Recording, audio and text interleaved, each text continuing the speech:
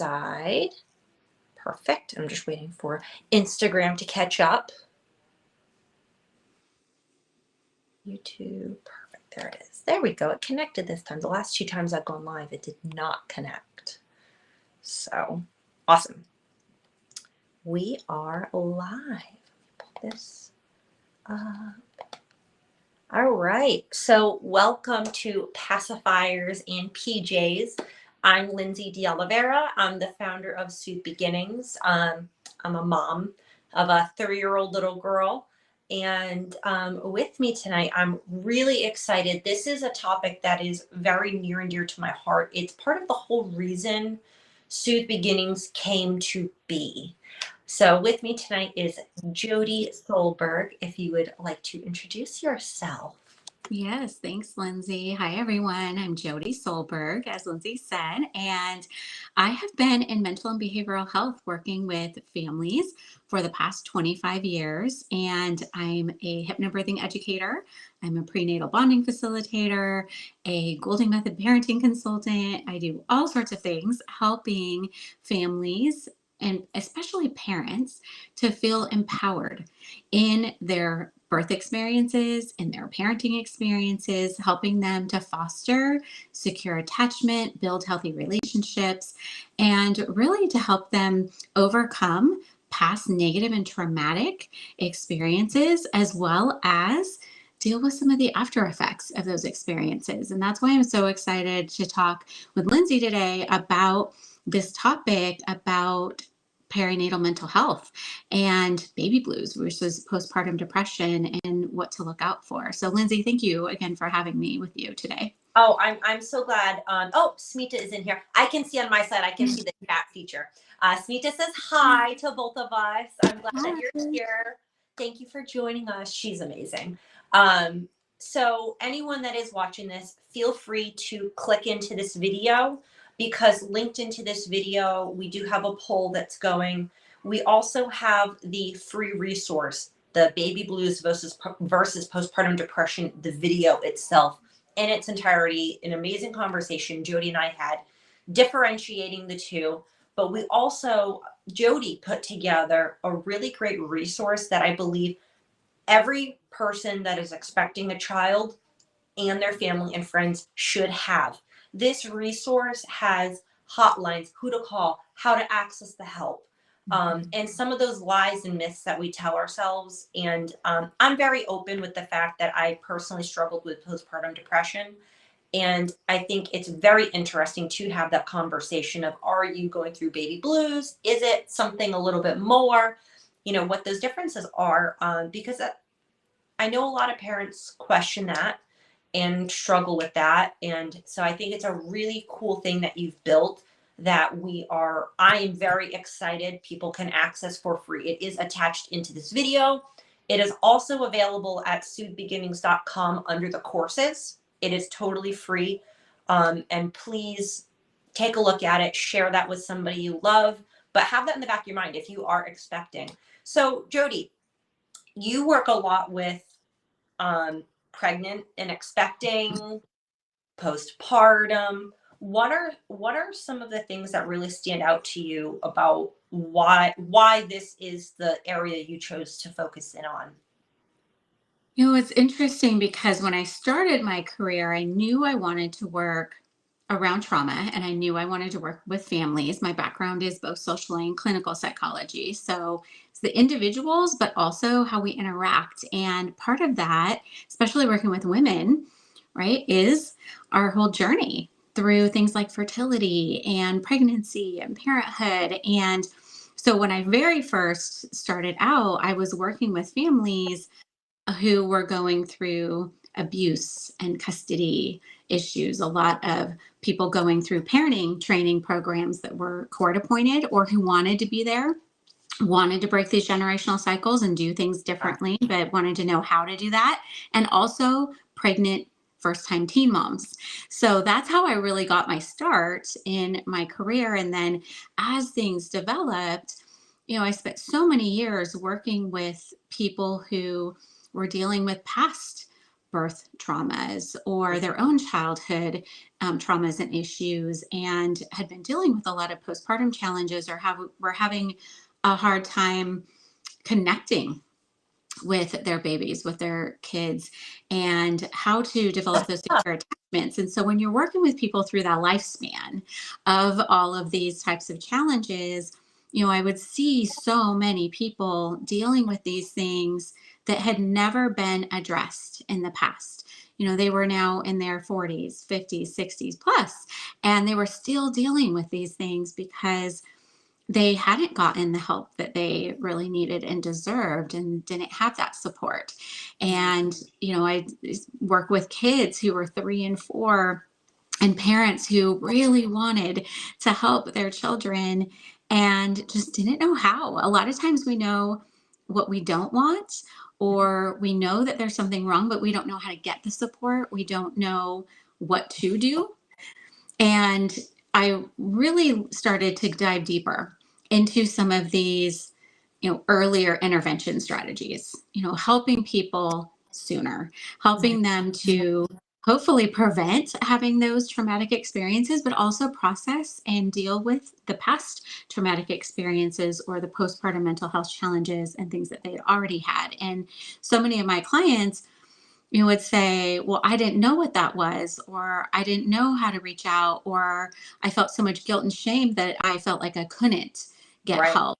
And so then I would be seeing them, later when their kids were toddlers or even older, and they were still dealing with these pervasive challenges that had started years ago.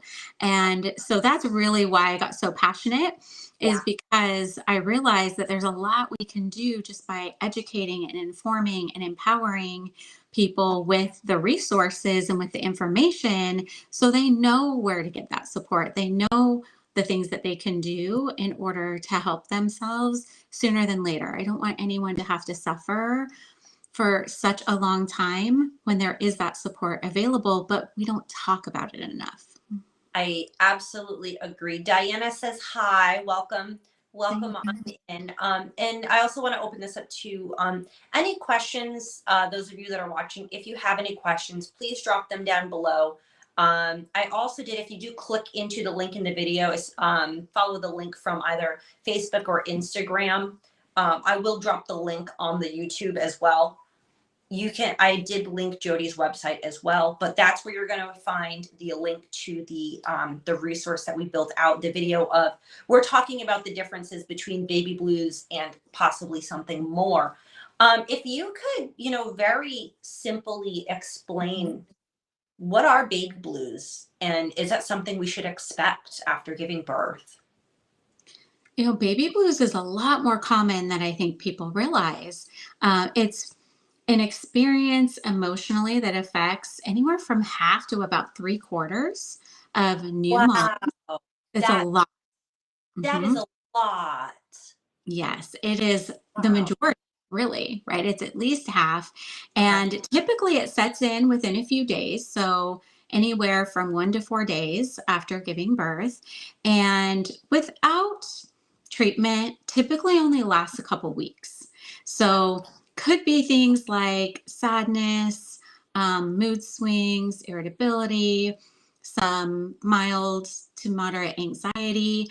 And you can then go on to develop more severe postpartum depression, but baby blues is definitely very common. And like I said, I feel like people feel really isolated and alone, and they don't know how to help themselves with that. So I think it's important for people to know just how common that is, Yeah. and hopefully to find that out ahead of time so that they can recognize what that is, and that it is something that can pass, but if it doesn't, to be aware of that as well. Robin, welcome in. She said she Mhm. had to lose herself. Okay. It's a lot. So, as somebody that went the postpartum depression, postpartum anxiety route, um, I don't know, the baby blues side of that. Is that something you would ever experience? It isn't. I had more of an experience with loss, and so it's categorized a little differently. Okay. but you're still going through, especially later stage losses. You're still going through all the hormones. You're still going through a lot of the same types of emotions.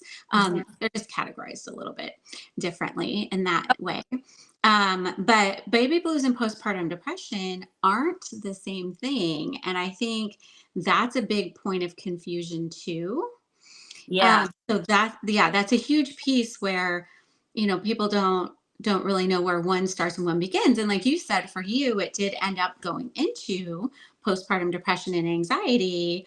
It didn't just stop at baby blues. And so it can continue to develop into postpartum depression and those mental health disorders because it's not just depression.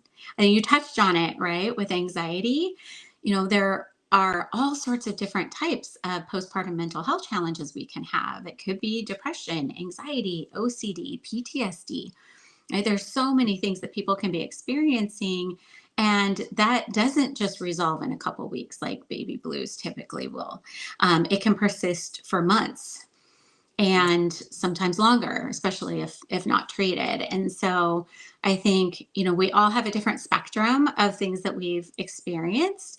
And yes, you can absolutely have a lot of these signs and symptoms, whether you are somebody where this is your first or your seventh baby, or again, you've experienced losses or trauma in the birth experience, that all is going to contribute to what it is that you experience. Everybody's going to be a little bit different. There's a whole spectrum.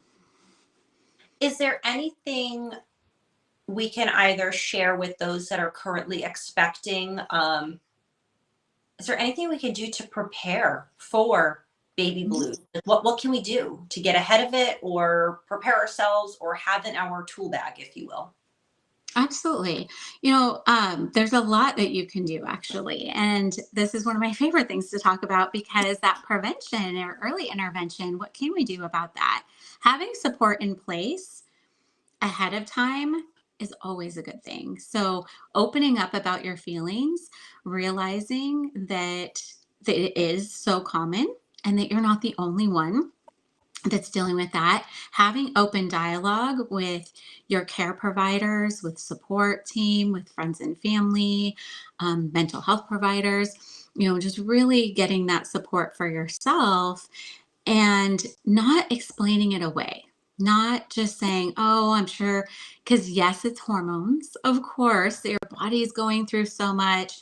It's a big transition in life, right? Yeah. There's so much that's changing very quickly. You might be sleep deprived. I mean, there's a lot of factors here, and you deserve to have that support. So, getting that in place for yourself. Some of the things that I do. So, for example, taking childbirth education classes. Like I said, I teach hypnobirthing, and we do a lot of self advocacy, education, being really informed, feeling like you're in the driver's seat with your Yeah. care, having care providers who listen to you and knowing how to communicate with them and be your own advocate and know that you do have choices is really important because often a lot of trauma and then postpartum challenges can come from having more of a traumatic experience where you feel like things are being done to you versus you being an active participant and Yeah. understanding what's happening.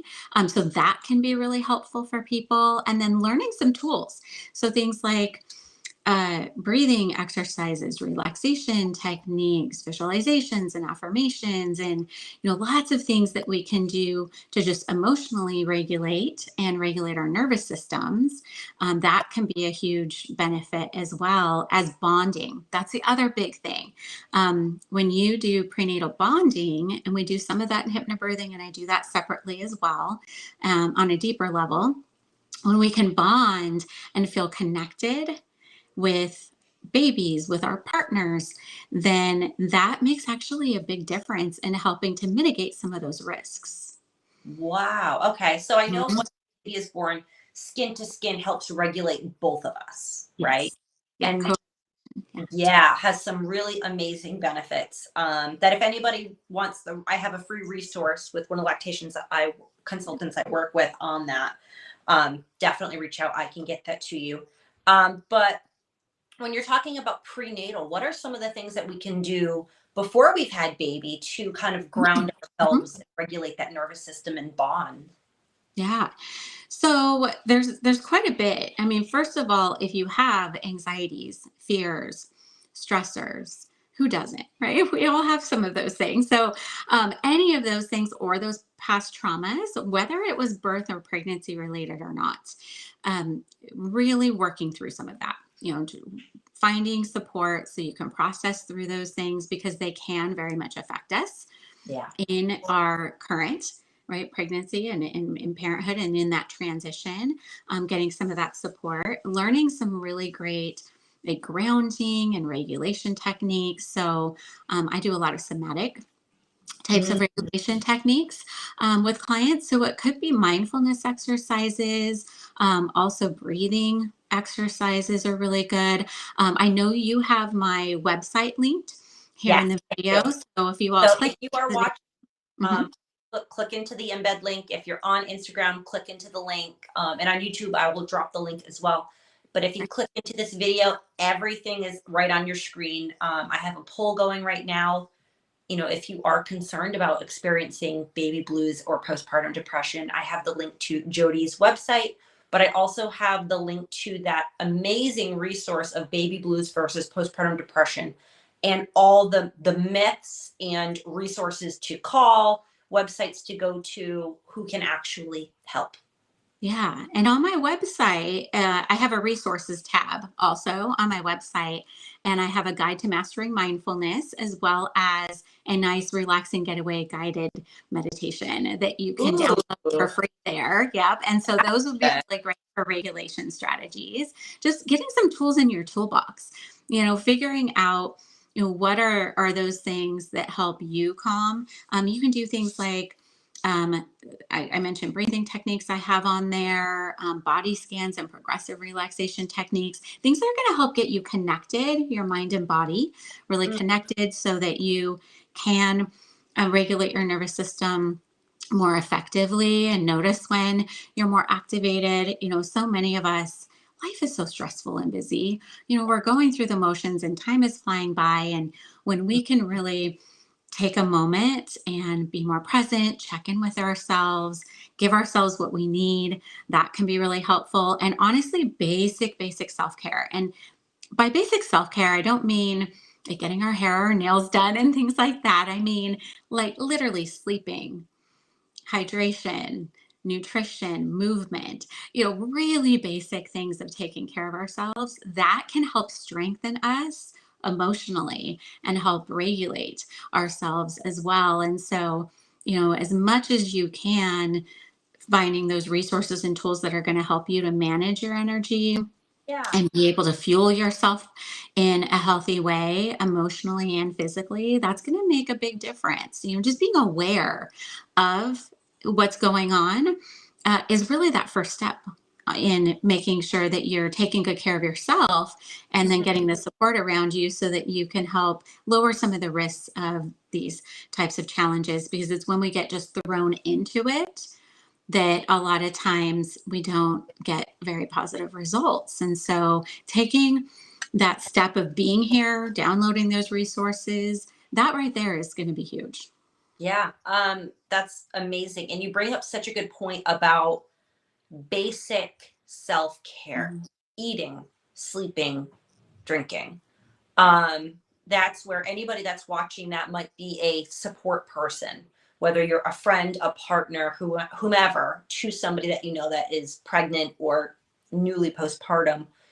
That is where simply just asking, what night can I bring dinner over? Mhm. Hey, what are some of your favorite snacks that you're now excited to be eating again that I can drop by? Can I do the dishes so you can go lay down for a little bit?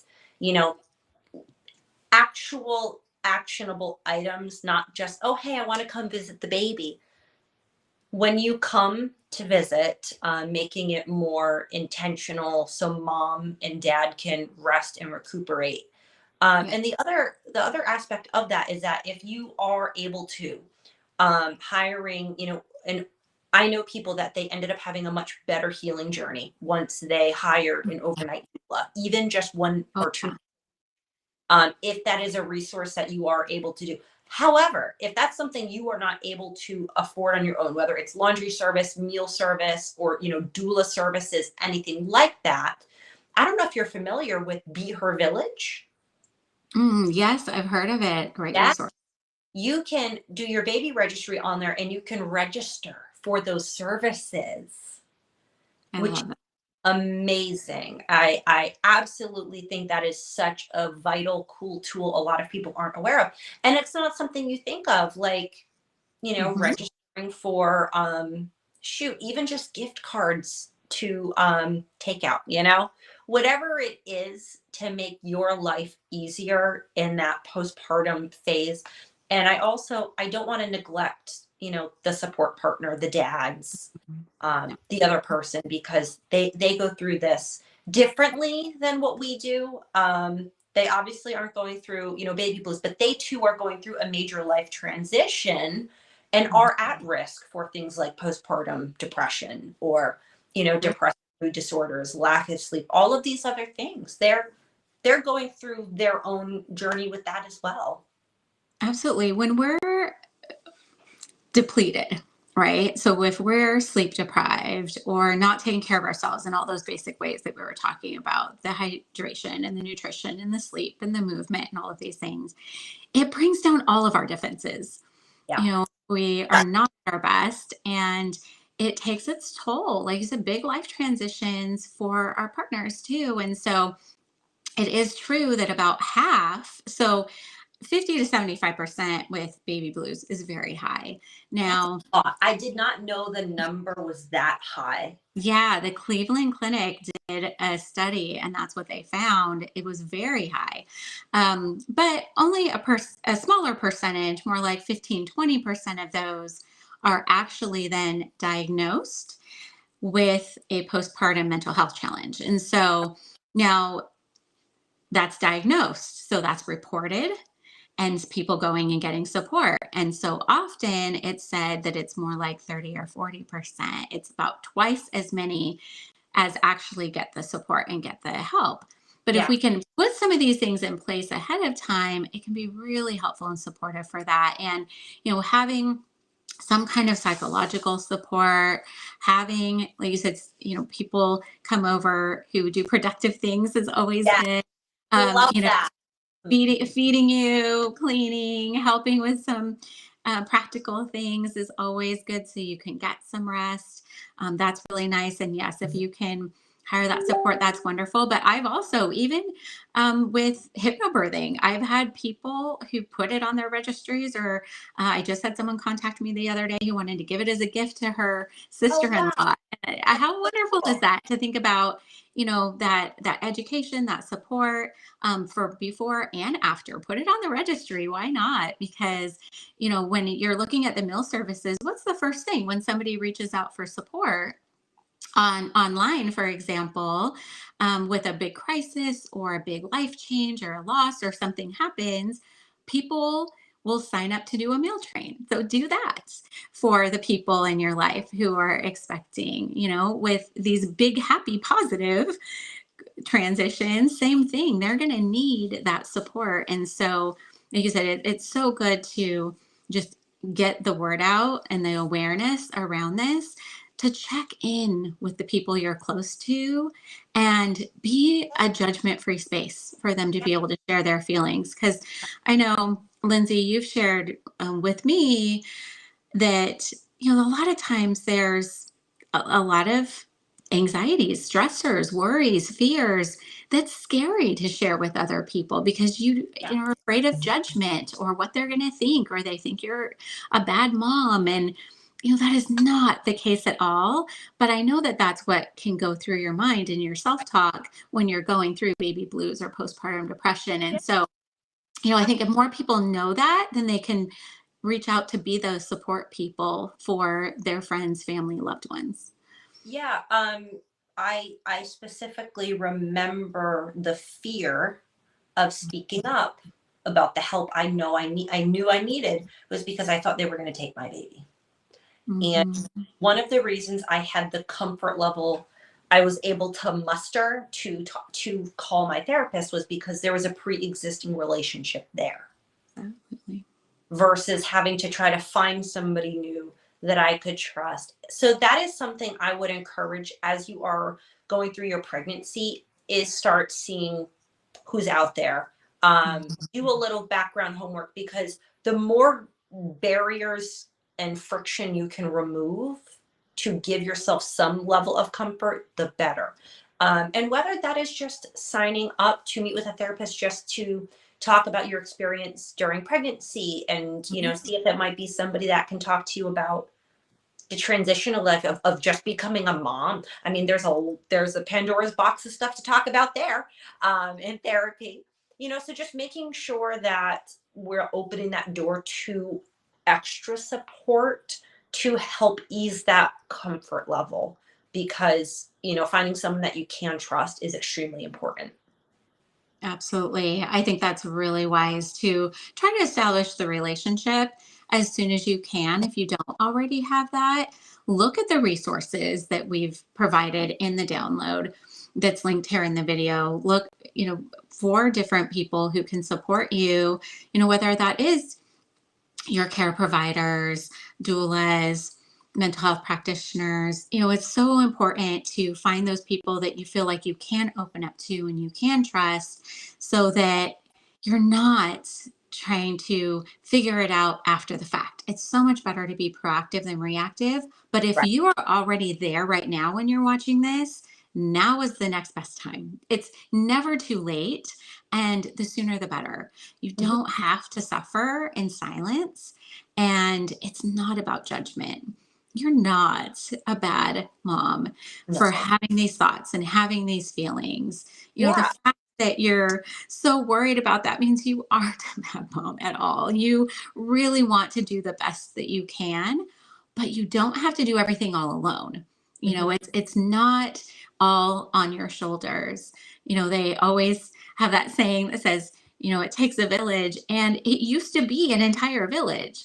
And now we get so isolated in our homes and we're alone a lot of the time. And it doesn't have to be that way. There really are resources and people available to you. So definitely recommend, no matter where you're at in your journey, Yeah. download those resources because there is help available to you at no cost or low cost, as well as the traditional resources as well. Yeah, it's amazing that there are more and more resources sprouting up, and people are getting more creative on ways to show the support and create resources for the support. Because exactly to your point, today's village looks a lot different than it used to look, and we do need more. And something I think that's very important to hear and internalize if you're pregnant right now or just had a baby, give yourself grace, accept the help your body either is about to go through or just went through a major change and has healing to do. You wouldn't just expect somebody that had a major abdominal surgery yesterday to go scrub the toilet, right? Or Yeah. fold the laundry. So have respect for what you have gone through and give yourself that grace and that space. And you know what? If you just had a cesarean, please don't be scrubbing your shower.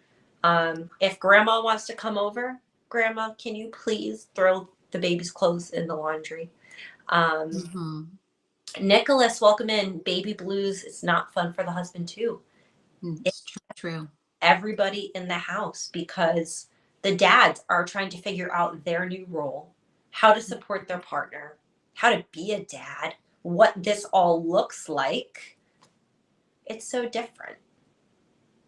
Absolutely. It's so important that we all get that support and then we learn how to support each other. And so I think that's really important in the programs that I do. I always am including and really encouraging the inclusion of the partners Yeah. because it's so key for you to have that support person that's right there with you. If we feel isolated and alone, our partners can feel isolated and alone too. They can feel like they're outsiders. They can feel like they're helpless and they don't know what to do or how to support this person that they care about so much that they see as hurting.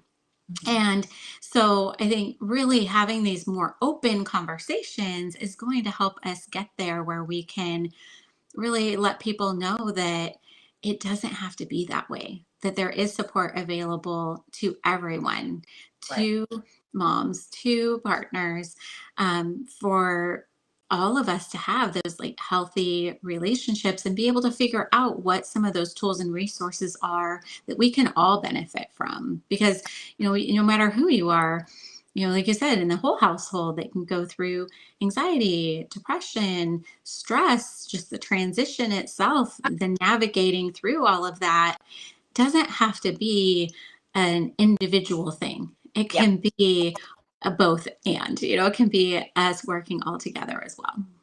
And one of the cool things about it is that whether it's baby blues or something more serious, it does and it can get better. Absolutely. And there are things that we can do. And I know sometimes it's hard, like if you're really in the throes of, you know, the emotions, it's hard to take sometimes the first step. Mhm. So if you are watching tonight, I would encourage you click into the link, grab that free resource. It's also available on safebeginnings.com under courses. It's totally free. I have Jody's link in there as well. Um, and Jody sees clients virtually nationwide in the US as well. You're not scary, I don't think. I would feel I'm not. And you can, on my website, you can book a free 30-minute consultation with me to make sure that, um, it's a great fit, that you're comfortable in working with me. I can go through all the options with you. You can see all the different programs that I offer. I think it's really important, like you said, Lindsay, to find somebody that you feel like you can have that rapport with and that you can trust and open up to. And so I always offer that opportunity to get to know me and for me to get to know you and what you're dealing with first so that we can begin to build that trust. yeah. It's so important to take away the barriers to getting the support that everyone really truly does deserve. And I thank you and I appreciate you for speaking out on this, and to, the number you shared with me is absolutely astronomical. And that is something I wish I had known prior. And but thank you for making this a very approachable topic, and just your lack of judgment, is great and exactly what is needed in this space. So as somebody that had gone through my own struggles in this exact arena, I appreciate you, and I thank you for being here tonight, and for building this awesome resource that is great whether you're pregnant, you are newly postpartum, or if you have somebody in your life that is going through pregnancy. I highly recommend you grab this. That way, there are easy, um, actionable steps and resources that you can go to and refer to if and when you might need them. Yeah, thank you so much, Lindsay, for having me and for partnering with me to provide this resource and get it out there to more people. Because the more people that know about it, the more people who can benefit and don't have to suffer alone anymore. So thank you for that. And thanks everyone for watching and being here with us today. Thank you. Have a good night.